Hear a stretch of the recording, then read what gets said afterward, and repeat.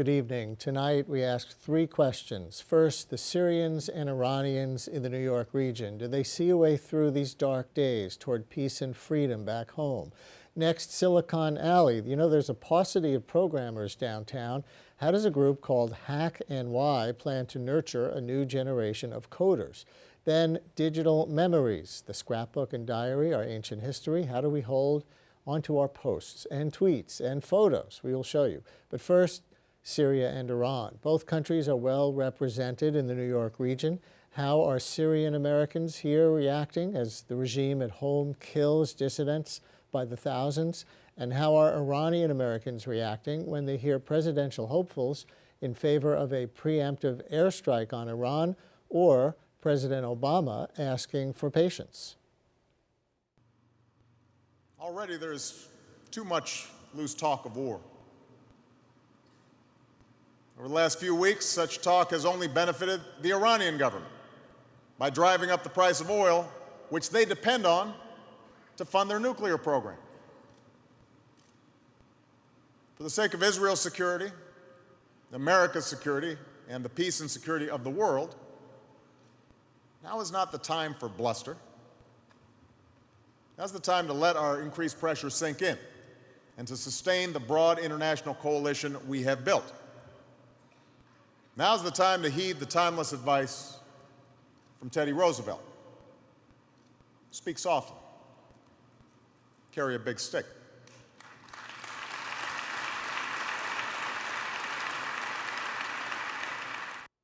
President Obama before AIPAC, the American-Israel Public Affairs Committee, last Sunday. Sanctions on Iran, military intervention to stop further bloodshed in Syria. What's right? What's possible in the eyes of some local citizen activists with roots in the Middle East?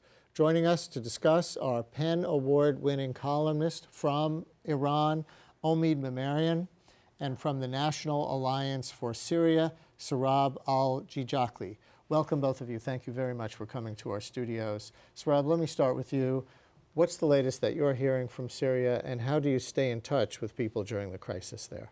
Well, 11 months into the popular uprising, we're seeing an onslaught by the regime at this point in time. Most recently in the city of Homs, where regime security and forces has overtaken the neighborhood of Bab Ammar, the civilian neighborhood of Bab Ammar, and currently are conducting sweeping operations to collectively punish those who stood against them. Is water, is food, is medicine in short supply there? Everything is in short supply there. But most importantly, what we're hearing from the people in Bab Ammar is that they have enough food, or they can get access to food. The issue is that they are being killed mercilessly. And that's really what their biggest concern. What good, as one told me, what good is it if they can eat if they won't live to the next morning? And as of early this week, some people are estimating that the death toll from the onslaught in Syria had reached 10,000. Yes, 10,000 martyrs documented by the local coordinating committees. So what would you like the United States and the West to do? When I hear Secretary of State Clinton and others, it sounds like the U.S. thinks there's almost nothing that they can do that won't make the situation worse in terms of any physical intervention. Mm-hmm. Well, most people in Syria who are supporting the revolutions have been focused on asking for some sort of international support, whether it's humanitarian support, direct assistance, ensuring that there are corridors that can be given for people to escape to, or even some people have been asking for more direct military assistance to the Free Syrian Army. So at this point in time, 11 months into the revolution, which started as a peaceful popular uprising through civil disobedience, is complemented by a militarized element of the revolution, which is taking more and more on a role, especially as the brutality of the regime becomes that much more unbearable. And people on the ground in Syria are asking for more direct support for that. But more direct support, what does that actually mean? It sounds like from what you said that that is not a euphemism for military intervention or a no-fly zone or airlifting supplies and dropping them over. What does it mean? Well, at the end of the day, it's become evidently clear to the people on the ground in Syria that there will not be direct foreign military intervention by nature, not because whether they want it or not, but by nature of strategic influence and diplomatic stalemate that is keeping any direct action from occurring in Syria. At this point in time, people are realizing that the job to finish this revolution will be up to the Syrians themselves, regardless of who is in their camp or not. Which means more time and, unfortunately, more bloodshed. Yes, more bloodshed, unfortunately. And I think what people are hoping for and asking for, at the very least, do everything in your power to ensure that there is diplomatically, humanitarian-wise, some sort of support or blockage of those allies of the regime who are ensuring that the regime can stand up and stay afloat. Omid, you're a PEN Award-winning columnist, originally from Iran. You came here in 2005, right? Mm-hmm. Just so viewers have a sense of you, what's your relationship, more or less, to the regime or the situation in Iran? Is there a basic thrust of your columns? Well, over the past years, I've been working as a journalist. So I report on Iran, and on a daily basis, I talk to people inside Iran, from Iranian officials to regular people. I said columnist, you said journalist, so you're making a distinction. You're doing reporting, not opinion. Yeah, I do both because, I've been working on Iran for years, so publications, are fine with that, to write columns and also do reporting. Yes. Where's your family from? Where are you from? I'm from Tehran, and almost my entire family lives in Tehran. So when you see President Obama in the clip that we played, denounce the loose talk of war, and clearly he's referring to Republican presidential hopefuls, among some others. Do you agree with that sentiment? Do you think that there's actually more of a chance to stop Iran from producing nuclear weapons by tamping down this kind of talk? I agree, actually. I think when it comes to Americans' rhetoric towards the Iranian government, I think we hear some silly comments by some of these, like Rick Santorum, Newt Gingrich, and Mitt Romney, and on attacking Iran, which doesn't make sense because it's a very sophisticated situation. It's very hard. How do you want to do that, and what would be the consequences of such an action? And so there are many questions about this, and I think it's not feasible. But at the same time, as President Obama mentioned, it has helped the Iranian government to hide behind this threat of war and suppress the Iranian society, suppress this Iranian civil society, and make the society in a way that has been able to consolidate its power over the past few years. So what the Republican candidates are doing now is to help the Iranian government in power. Do you think that the Iranian people want a nuclear bomb? Do they care one way or the other? Well, I've never heard that anybody says that we are after a nuclear bomb. The Iranian government has framed this argument, this idea of having a nuclear power, that we are going after nuclear energy for agriculture purposes, for medicine. And this is something that shows that the society is moving forward technologically, and so they are not after bomb. And the discussion of nuclear, they're not after a nuclear bomb, and you never hear from the Iranian people that anything about a nuclear bomb. This is something that we hear in the West. So in Iran we have nuclear energy, peaceful nuclear energy. Out of Iran we have the discussion of nuclear bomb. I heard somewhere that it's possible that some of the leading clerics will issue a fatwa against nuclear weapons and say it is un-Islamic, and apparently there's some history of that in Iran. Are you hearing anything like that as a possibility? That the scenario that I hear is that this might be a way for the government to back out of a nuclear program while still saving face and not saying the Americans or the West forced us into it, but rather we've gone back to our roots in rediscovering that this is un-Islamic. Well, basically, I think that's a possibility. I think Iran's supreme leader, Ayatollah Khamenei, a few years ago, actually, he issued a fatwa about that. That we do not, it's un-Islamic to go after nuclear bomb. Just The thing after is- they took over, right? In fact, Yeah. isn't the sort of the prehistory of this Yeah. that the U.S. was supporting the Shah's nuclear weapons development program? Yes. Then the U.S. cut off the enriched uranium after the revolution in '79, and then all of a sudden it was un-Islamic. Yeah, there are two problems with this. First, the U.S. foreign policy is not based on fatwas issued by ayatollahs in other countries. And second, according to the Shia Islam, you can issue a fatwa today and change your fatwa the next day. So there are two problems with this. It's not a very solid solution, but there are ways, I think, to pursue a peaceful path to make sure that this crisis is being solved without a military action. Yeah.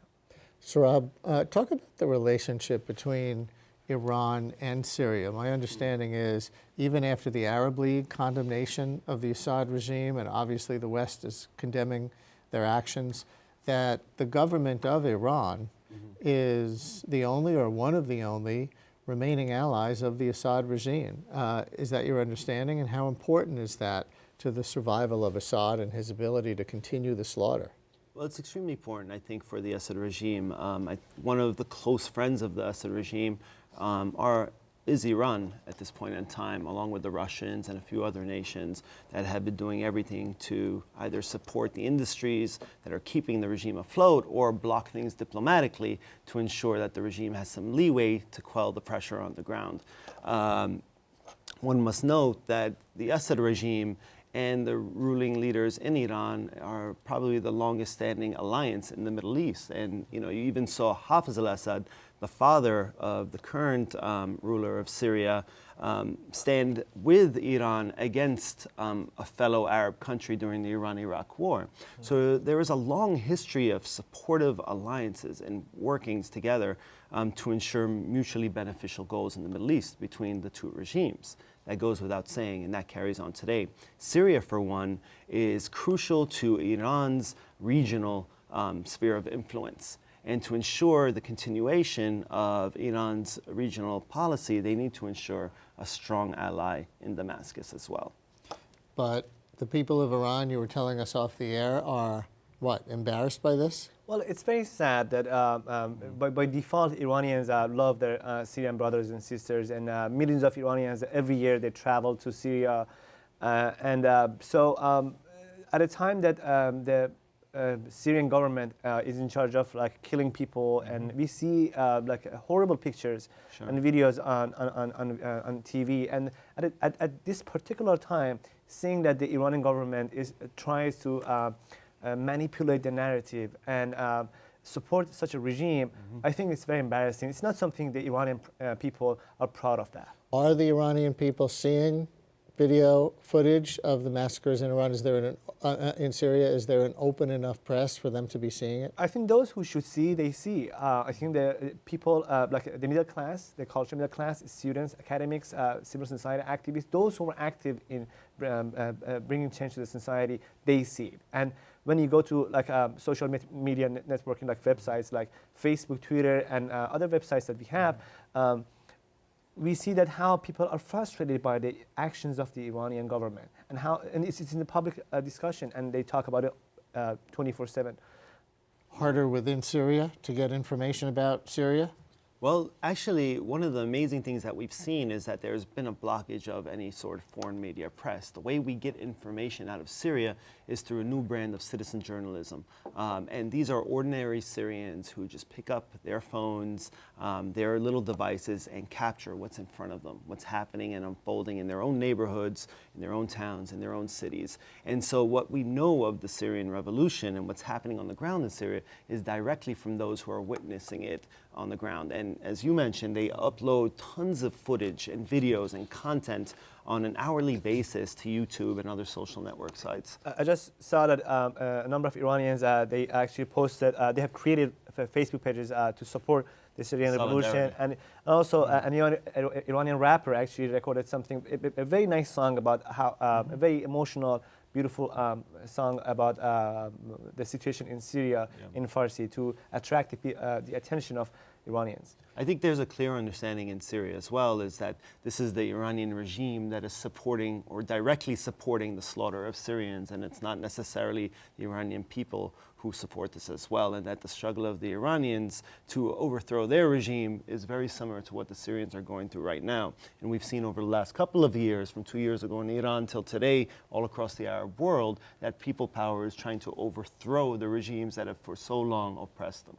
I think Iranians have become like the Apple of the Middle East in exporting not amazing products like Apple products or laptops, in exporting repression methods and censorship filtering methods. And in that regard, I think there's a very strong connection. There have been many rumors and many news about how Iranians help the Syrian government to intensify the crackdown inside the country.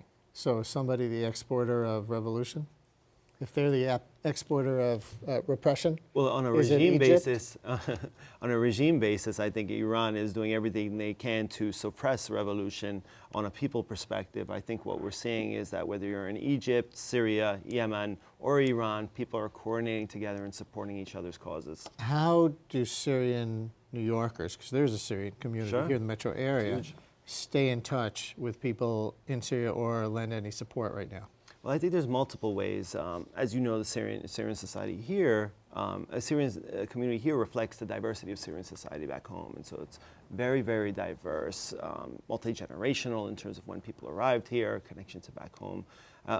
Everyone is in touch with what happens back home in one way, shape, or form, whether it's through Skype, which is one key way that people stay in touch with each other, to MSN Messenger and Hotmail and Facebook and all these kind of tactics and ways to stay in touch. I think what the Syrian community more and more is doing is mobilizing their networks to amplify the sounds of freedom here in America, so that people understand from a first-person perspective what is happening to our families back home directly. And so one is amplification of message, combat basically regime propaganda and narrative, and ensure that everything we can do here within our networks in terms of humanitarian fundraising, whatever it is to support our brothers and sisters back home is occurring. Do you think that there is something that the American people don't understand about the diversity of Syria? People think of Assad versus the people, but it's a very diverse country, as you said, and then some Americans wonder, well, is this just a civil war? Is this not a pro-democracy movement really taking place, as opposed to one group of Syrians that wants power in homes or wherever else, versus the Alawites who were represented by the Assads? How does that really work? Well, I think one can become very confused if they don't have a good understanding as to the nature of Syria. But at the essence of what's happening in Syria is there is a popular uprising in support of a pluralistic society grounded on democratic freedoms. That's what's happening in Syria. You think? Are the Free Syrian Army members talking about democratic freedoms? People are talking about the vision and aspiration of this revolution, which is grounded in freedom for all. It's grounded in a Syria that is no longer dictated by sectarian privileges. It's grounded in a Syria that is no longer run by a mafia regime. And that's one thing at the end of the day people need to understand about Syria, is that the same family has run Syria for the last 40 years. It's a mafia family rule in the country, and that's what the people of Syria are fighting against today. And what could make the Iranian people rise up themselves? There was an attempt a few years ago that got squashed, and it seems the most resistant, or one of the most resistant governments to this kind of change that's sweeping the Arab world nearby. Well, I think that still there is an overwhelming frustration inside Iran. The Iranian government has used a very severe crackdown over the past few years, 2 years, to stop the movement. But the frustration is there, and whenever we have an opening, I think it will come up to the surface. The thing is that we have had a number of sanctions, tripling sanctions, and the sanctions, even though it might weaken the Iranian government, but at the same time, the people who travel outside, the people who spend money, the people who have interact with the outside world, that's the middle class. And how and the sanctions particularly target the middle class, and so you're trying to bring the Iranian government to its knees. At the same time, you're weakening the Iranian middle class, which is the core of any kind of social changes. So I think it's a very delicate situation at this particular time. Well, I appreciate you both coming in. It's fascinating. I think it's rare in the U.S. media to have an Iranian American and a Syrian American sitting together. It's usually a lot of U.S. diplomats and people like that speaking on behalf of your countries, legitimately or not. So it's been a delight to have the two of you here talking to each other and talking with us. Thank you very much. Thank you. Thank you for having us. Well, as Wall Street employment sags, the technology sector of our local economy is thriving. Employment in tech firms rose 28% between 2005 and 2010. According to the city's Economic Development Corporation, those are the stats. But even with all those hires, tech companies face a manpower shortage when it comes to programmers. Hack NY, an initiative founded by computer science professors at Columbia and NYU, is trying to fix that. Here is a look at what some of the students who participated in Hack NY have experienced. Basically at Second Market, it's really cool because I got tagged on to one of their existing dev teams. So I get to commit production code and see how people use what I build. And it's also interesting to kind of tackle a very large code base, where at school you're kind of build your own projects. You don't really read other people's code that much. Being at Parsley, which is a really small company, means that I can have a very well-rounded experience. I went to some pitch meetings, Fox News, Bloomberg. Also, I was very involved in the development process in many parts of the system, and got to ask as many questions as I want. So at Q Labs, I'm working on some stuff with the Kinect and integrating that with some of the fluid simulations I've done in the past. So now with the fluid simulation, you can go in with your body and like you can scoop up the water and stuff, and it's pretty fun and everybody really likes it. We met some amazing venture capitalists and angels, including Chris Dixon and Miraco, and the partners at Union Square Ventures. And it was really insightful to see what they thought about new and emerging trends in technology. Two speakers that came to the summer series and spoke to us that I really liked, Joel Spolsky and Chris Poole. What was cool about that was Joel Spolsky's famous for Stack Exchange, Chris Poole is famous for 4chan and Canvas. So they both have completely different approaches for running their communities, but they're both concerned about the same things. It was really interesting to hear how really successful people in the New York tech startup scene had become what they are today, where they started from, what they studied, the types of things that they worked on. That I thought that was really helpful, and especially as an up-and-coming designer. I really enjoyed this talk with Hillary Mason right now, sort of because of how technical it was and how many off-the-record things she was willing to tell us that I know we can't repeat, but you'll get some of that if you do Hack NY. Hack NY instantly puts you at the center of the New York tech scene. It taught me a lot about practical knowledge that I don't get to learn in school. My favorite thing about Hack NY is the community, all the people that are involved in it, and I just love coding with people who know what they're doing all the time. The founders of Hack NY, Evan Korth of NYU and Chris Wiggins of Columbia, are with us now. Welcome to the program. Thank you. And we saw some of the components in that video, but where did the idea come from? Well, Chris and I had both been helping our students find opportunities at startups over the years. Chris brought startups up to talk about the math that they were using, and I teach a class where I expose the students to opportunities at various types of companies, including startups.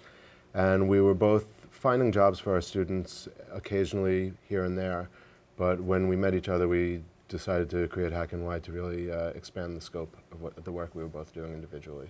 We saw some of the components, as I said, in that video. Do you want to talk about some more of the pieces of what Hack NY does? Sure. There's really two main programs.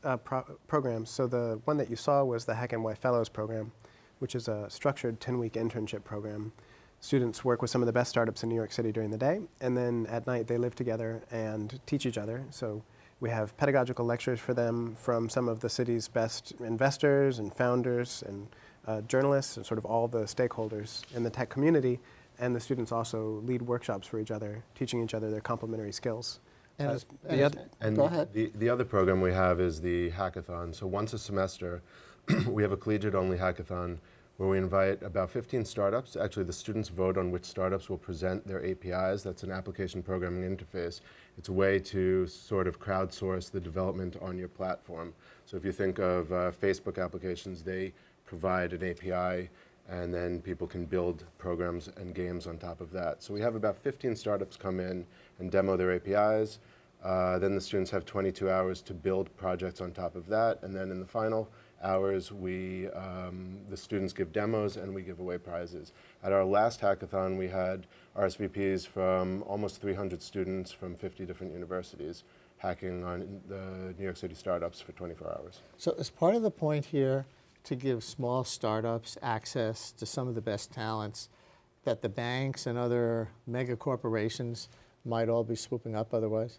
Yeah, the focus is really not so much on the small startups, although of course we want them to win. The focus is really on the students. So although we want the startups to be able to hire students that they can give good offers to and good opportunities to, really the more important goal is to educate students about their diversity of career options. And part of what Evan just outlined, that we have sort of two programs, is really to draw in students at sort of both ends of the funnel. So the fellows are really accomplished coders, and the hackathons really draw in students at all levels, even including students who are just starting to discover how coding can be fun and collaborative. And of course, one tends to lead to the other. We find some of our best fellow candidates from the hackathons. How else do you choose the students? I gather they come from all over the country. Yes, so we have hundreds of applications each year. And basically, we ask the students to submit code as well as talk a little bit about some of the projects that they do. So it's very much focused on finding the students that really love to build. Not necessarily the students coming from the most well-known schools or the students with the best grades, but we're really looking for students who, in their spare time, they want to build really awesome things.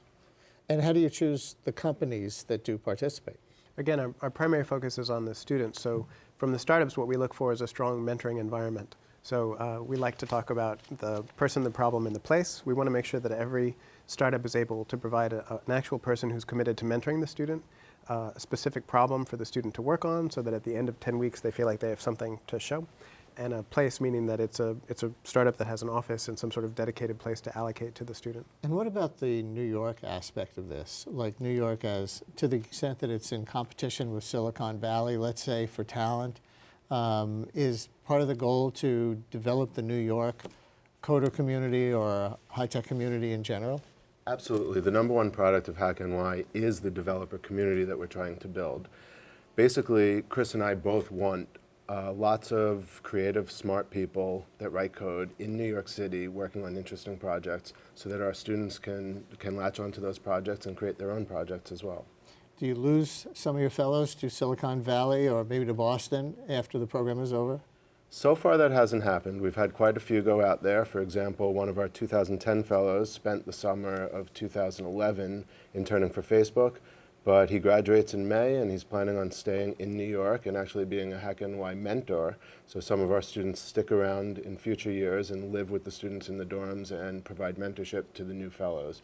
And so, again, he's coming back, and so far, all of them that have graduated and stayed on to do a job full-time have stayed in New York. And so what would your view be of the strengths and weaknesses of the New York developer scene as opposed to, let's say, the Silicon Valley or even the Boston developer scene? Mm-hmm. What does New York have going for it that's growth potential or that's limiting when we look 5-10 years down the road? Mm-hmm. So the most common answer that people give is that New York City, as a set of startups, focuses more on things at the intersection of multiple economic sectors. So New York City has long been recognized as a home for finance, media, advertising, fashion, several other verticals. And the startups that come out of New York City often take advantage of that. Also, New York City is a very densely populated place, and so for a long time now, people have pointed to so-called mobile local social. So a particular set of startups that involve accessing information on a mobile device and involvement in some sort of social sphere.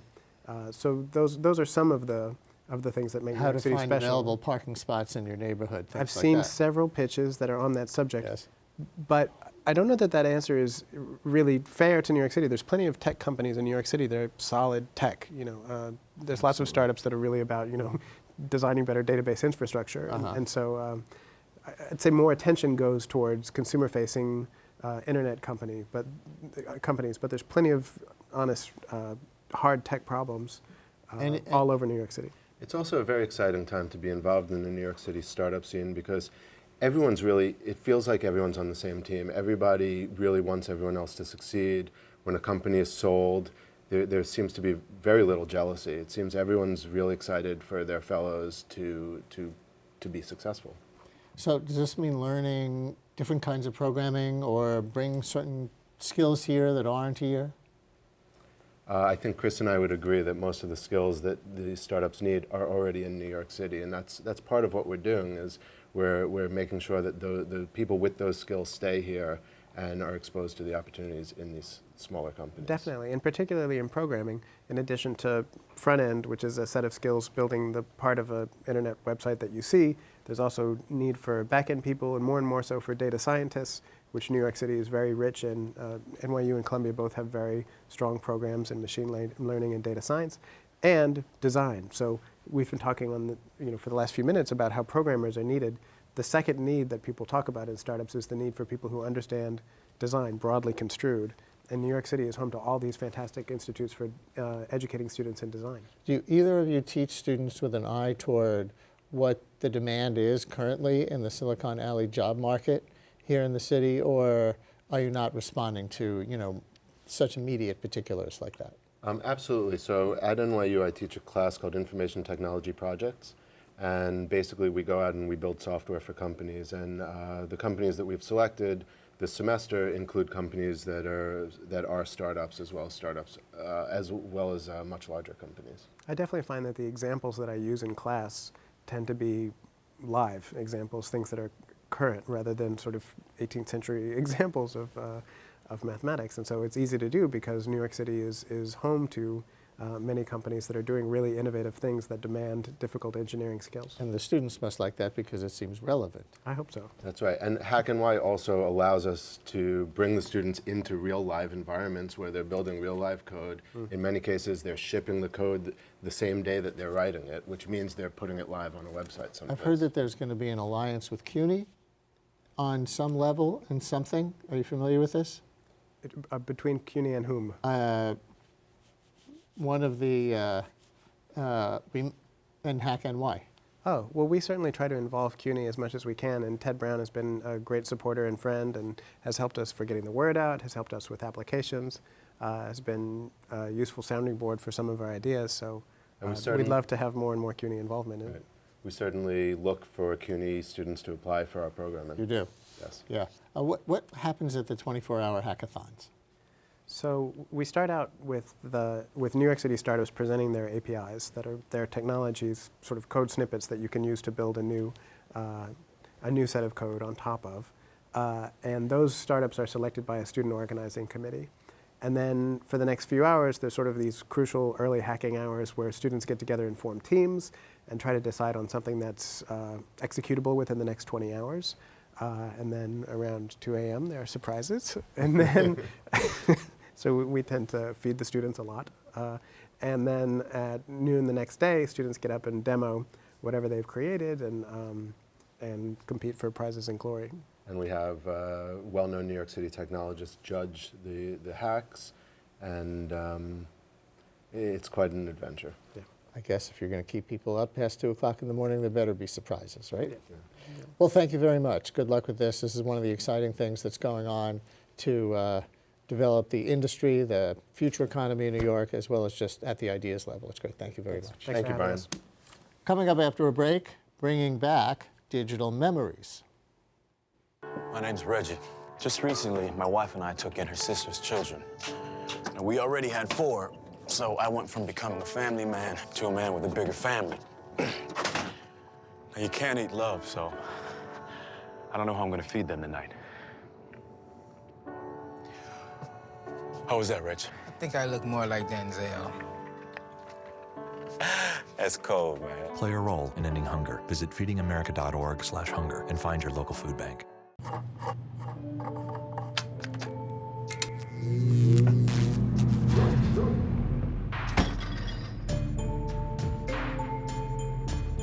Traditional light bulbs actually generate 9 times more heat than light.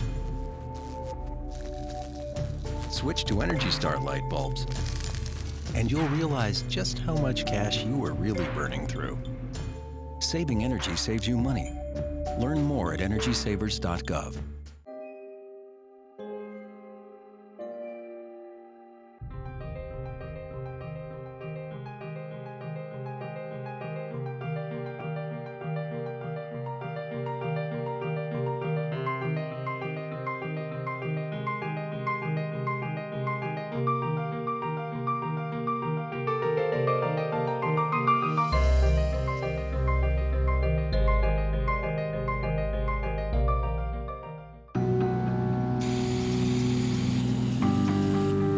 Turning a 20-foot wall into a canvas takes vision. So will getting into college.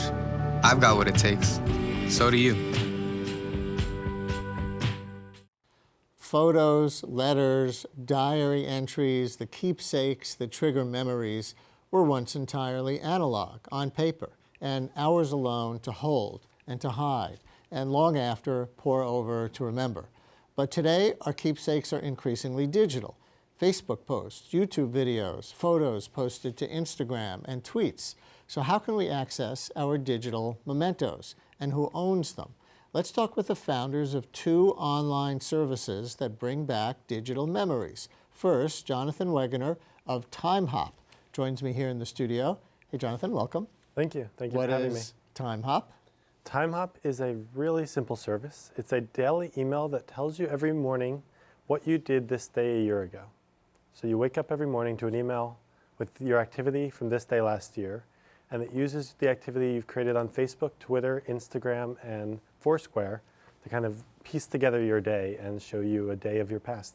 So whatever you posted on your Facebook page or tweeted or whatever, it's just kind of given back at you to see a year later. Yep, we're digging up your content from a year ago, and we're combining it. So if you tweeted in the morning and you took an Instagram photo and you checked it on Foursquare and then you posted a status update, we'll have all of them in the order they occurred. So kind if you've signed up for this, it's going to come into your inbox every day, and I'm going to see March 7th, 2011, March 8th, 2011 the next day, et cetera, et cetera. Yep, it's like your life story. It's as if we took the needle of the record and we set it back a year, and it's replaying your life, but it's a year delayed. And what do people get from that? People get an incredible sense of nostalgia. People find themselves and the content they create really, really interesting. And the context of what happened a year ago turns out to be a really great opportunity of reconnecting with other people. And so we've seen it become a big talking point where people are saying, here's what I did a year ago, or can you believe it's been a year, or we haven't seen each other in a year, we should see each other. And it turns out to be it just taps into a deep human emotion. I think it's the same emotion that photographs tap into. And the reason we take photographs is to mark the past and remember them later, and that's what our service helps people do. How does the data get organized? How do you at TimeHop gather my tweets and my Facebook posts and my Instagram photo shares? So all of these services now have things called APIs, which stands for Application Programming Interfaces. And APIs are a really easy way to let developers build on top of these services. And Foursquare and Twitter and all of these services want developers to build on top of them because it creates more value for the service itself. So we are built on top of the APIs of these four services, and the user signs up with TimeHop and authenticates and connects their additional services, and we pull in the data from those services and serve it back to the user. What gave you the idea that people might want this? We didn't have a clue that whether people would want it when we built it. We set out, it started as a hackathon project at the Foursquare Hackathon in February of 2011. And it started as a little project we called Foursquare in 7 years ago, which was a pun on Fourscore in 7 years ago, the Abe Lincoln Gettysburg Address. And the product initially was inspired by the Nintendo game Mario Kart. In Mario Kart, there's something called the Mario Kart Ghost, which is when you race your second and third and fourth laps, you get to race against yourself from the previous laps. And there's literally a ghost on the screen that is overlaid on your race. So you see your little car and you're driving alongside the car of you from your last lap, and you're comparing yourself and your present. And so we love that idea. And what we set out to create with the Foursquare hack was an app that would let you replay your year ago ghost on top of your present day self. So you could be Foursquare friends with ghost Brian Lehrer, and you could see that Brian Lehrer right now, this time last year, just checked in across the room, or Brian Lehrer was across the street grabbing coffee, or And so the idea was to kind of create ghosts that were walking around New York City and intermerge with the present day. So a little cool, a little fun, a little creepy. A little of everything. And we simplified it to a daily email, and it turned out to be a really good decision. We have an image, a time hop image to bring up on our screen, which is a daily email, and maybe you can describe to us what we're seeing here. Sure. So you're seeing a sample email of this shows a Starbucks Foursquare check-in, followed by a tweet, and then an Instagram photo. And so it's just showing kind of 3 services, and it's recreating a day in a digital diary of a day from a year ago. So that's what you send us. Yep. And then I would do what with this? I would forward it to some of my friends who I might have been connecting with that day, or just look at it and go, oh wow, that was me a year ago, or what? Yeah, it's really up to you. I mean, it's the same thing you do when you look at an old photograph. You kind of embrace it and you think about the past, and it triggers a whole stream of memories. And it might become a talking point. You might forward it on, you might talk about it. You might save it in your folder if you want to remember it later. What's the business model? Do people pay you a subscription fee? Right now, we aren't making any revenue. We are a user-first, revenue-second type business. We have venture capital backing from the same investors as Twitter, Foursquare, and Tumblr. And we have enough money to kind of experiment with this without having to worry about the business model at the present time. You also invented Exit Strategy, didn't you? I did. The app that helps you know where to get out of the subway? Yes, yes. Remind people about that. Exit Strategy is the best iPhone app for riding the New York subway because it helps you plan where to stand. So it tells you that if you're getting off at this stop, you should be at the first car at the first door. And when you hop off the train, you're right in front of the staircase, and it just shaves minutes off every trip. And a lot of New Yorkers love it and find it magical. And I still find it magical when I'm at the exact right spot, and it's just seamless transfer. When you say where to stand, that kind of indicates you can't get a seat. Oh, I hadn't even thought about that. I mean, I guess it depends on the time of day, but yeah. Right. I'm constantly running late, so for me, Exit Strategy is a lifesaver because those 2 minutes make all the difference. That's good. The time hop service, do you see it expanding so that after you're established, if this really takes hold, that eventually you'll be sending people emails with their social media use from 1 year ago and 2 years ago and 3 years ago? Or do you see it developing out over time like that? I definitely think resurfacing multiple years is valuable.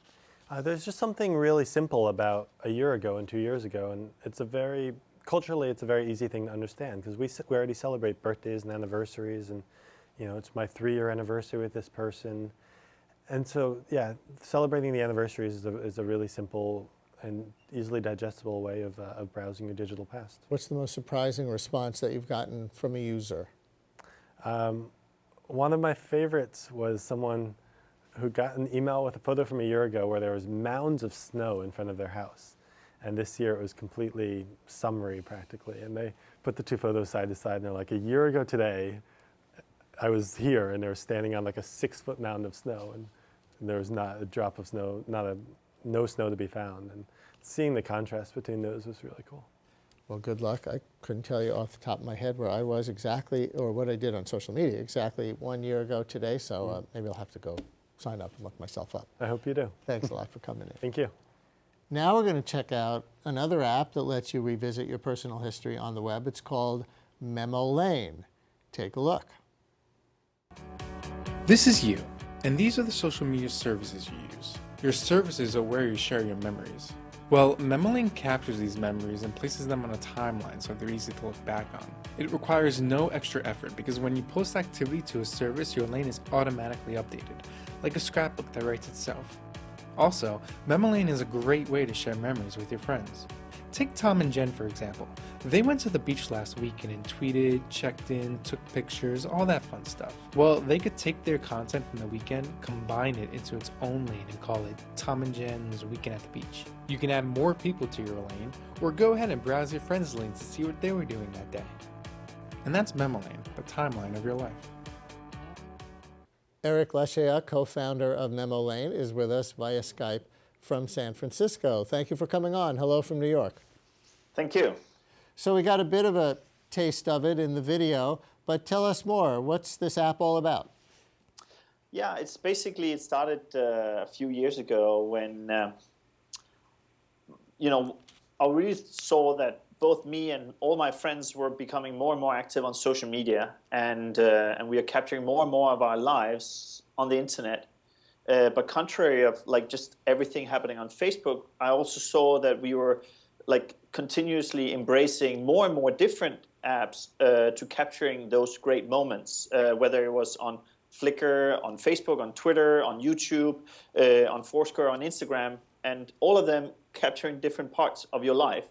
So what we basically wanted to do is creating some type of, you know, time machine for the web, or a scrapbook that basically writes itself in capturing all these great moments that's happening now, and turning them into, you know, lasting memories. And that's what Memolane is all about. Let's look at an example from our own producer, Derek, who uses Memolane. Let's put this up on the screen, and we'll see just exactly how somebody might use it. Eric, I don't know if you can see this. We are seeing primarily photos of Derek's adorable young son, Oscar. So describe the idea of what we're seeing here as we flip through these pictures and some other little boxes that don't have pictures that look like posts. Yeah. So basically what it's all about is, what we see is that there's the constant stream that you see on Twitter and Facebook and so on, and you basically need to, you know, waste all your life in just keeping up in what's happening on the screen right now. And rather than that, what we wanted to do is actually create an environment independent on that you need to sit there in a moment, that you can go back at any point of time, be kept up to date, and seeing all the great things that either your family, your friends, or people that you like to follow, what they have been doing over the last like 6 months, 1 year, or many years. So what's the difference between your service and Facebook Timeline? Yeah, so absolutely. You know, we of course launched basically a year before Facebook Timeline, and there's no doubt that, you know, what they have seen is a great validation for what we also are doing, because again, they recognize that there was something broken on Facebook, and that by indexing over time and actually presenting this on a nice timeline, it's a fantastic, valuable tool for people to be, you know, staying up to date and being able to see what's happening. So you can say at the outset, you know, we also are putting it on a timeline, or let's say it like this: Facebook is also putting it on a timeline. What we do see that are couple of differences is, one, we are an open network. We embrace the value of social media across all the different services. You don't need to be on Facebook and put everything there. You can embrace anything. We just started, for example, also integrating with Google+. So now we have more than 15 different services that we are supporting in our interface. The second thing is, sorry, yes? Go ahead, no, I'm sorry. Second thing is? And the second thing is that we are all about, we don't feel that you should be confined to one timeline. Like, your life is filled with experiences, and that's why we have the possibility that you create lanes. So you might create a lane with your partner, you might create a lane with your best friends, or you might create a lane with your colleagues. And basically everything that's happening within a certain event, or with a set of people, or within a certain time frame, is then captured onto this great presentation layer that we created. And it's very multimedia, I gather, so that it can include posts or photos, as we saw on Derek's site, or it can also include audio, it can also include video. Absolutely, yeah. And, you know, I think the sky's the limit, and as we continue embracing more of social media and new social media service that's coming out and so on, we definitely would see there are more variety there. Was this inspired at all by a feeling that you had that the web was becoming too evanescent in a way, like here today, gone tomorrow, and you had an impulse to try to preserve something for the sake of nostalgia later in your life, or for practical uses down the road?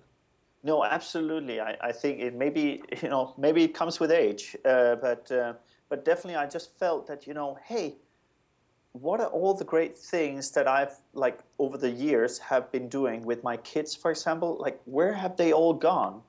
And what I really find powerful now is on Memo Lane that I've created a lane specifically for my wife and my kids. And everything that we are doing, like we just went to Point Reyes this Sunday and so on, is up there on this lane. And I look forward now, to be sitting with my kids as they also grow up and actually to easily go back with them and show them this lane of all the great things that we've been doing and reminding them, that we actually had some good times. And I was not always the wrong dad or the tough dad. And where in the online cloud is all this information stored? Can we reliably trust that it's going to be there when we want to go there and retrieve it? Yeah, so that's a very good question. And based on the public APIs we're using, we are basically just rendering the content in real time. So you rely that it's still on Flickr, still on YouTube and on Facebook and so on. But obviously we have a number of requests from our users that say, wouldn't it be great that Memo Lane also could store this as a safe place to keep your memory safe and accessible. Are there professional applications? Like what if our show wanted to go back and make a timeline of things we were doing over the last few years?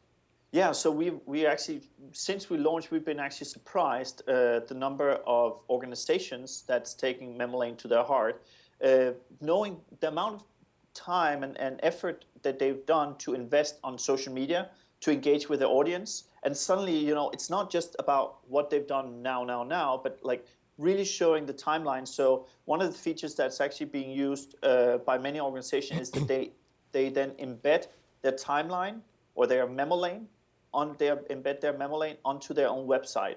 So for example, like we are working with nonprofits like Build On that are building schools in Haiti.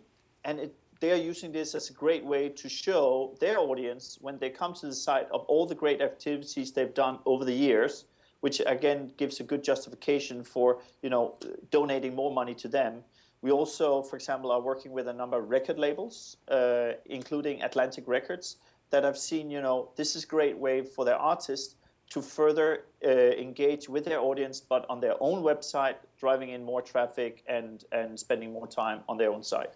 What's your bigger fear? That a big player like Facebook will copy you and well, that already drown happened. you? And it sounds like that already happened to some degree. Or do you hope that somebody like that will come along and buy you? I would say what I really am focused on right now is to tune Memo Lane to become really the destination for where people, it's all about memories. And we are doing a number of initiatives, and as you just interviewed Time Hub, we also, as part of that, of course, are bringing some of those memories back to our users through our Memo Mail, which received also great feedback. And that's the kind of things we are very much focused on now. So what happens next? We noticed as we established our Skype link with you that you were erasing something on the blackboard. So as you're focused on the past, it looks like you're planning for the future. Yes, exactly. I think that's a very good notion. And with the amount of social media memories and moments that we are capturing, we believe that we have more to add when it comes to bringing those memories into a shared experience, and that's some of the things that we are focusing on now. Because one thing we should remember, memories is seldom, if not never, basically something you have by yourself. It's something you have with your friends, with your colleagues, or with your loved ones. Is your business model ads that we will see alongside our content? I've always been very reluctant to go the ad route, though this is a free consumer-facing social media service. So you might say, well, everybody else is making money on ads. Why shouldn't we? But I'm very much against that advertising should lose or ruin the beautiful experience that you right now have on MemoLane. So we are doing all kinds of other tests of finding ways to make money without having to jeopardize on the beautiful way we deliver our service. Do you have a website? What's the easiest way? I think we put it up on the screen already, but just tell people what's the easiest way folks can check this out. memolane.com. Simple enough. Thank you Yes. very much. And that's it for this week's show. We roll out a new episode Wednesday nights at 7:30 or see us anytime at CUNY.TV. Check out my daily radio show weekday mornings at 10 on WNYC. Tomorrow morning, Conquering Your Sleep Problems. That's on 93.9 FM and AM 820 WNYC. Talk to you then.